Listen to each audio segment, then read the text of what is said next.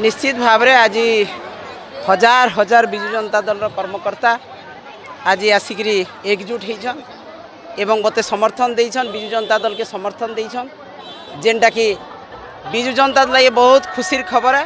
मुझे समस्त को कृतज्ञता जनाऊे धन्यवाद जनाऊे एवं आज संकल्प नहीं जे विजु जनता दल के जितेक पठाबे एवं तांकर कठिन परिश्रम देकर ई दल के गठन करिछन ई दल आके भी जीती कर रहबा। मुख्यमंत्री आसबे के प्रचार लगी नवीन पट्टनायक महोदय निश्चित भाव में आसबे आपण मानकर संगे भेट पड़वार लगी ई अंचल लोकंकर नेता से समस्त संगे देखा करवार लगी आसबे।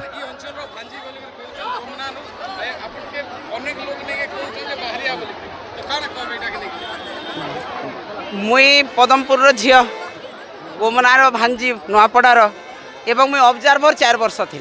मुई राजस्थान गुजरात किंवा मध्य प्रदेश रु नहीं आसी पश्चिम ओडिशार खांटी समलपुरिया झील।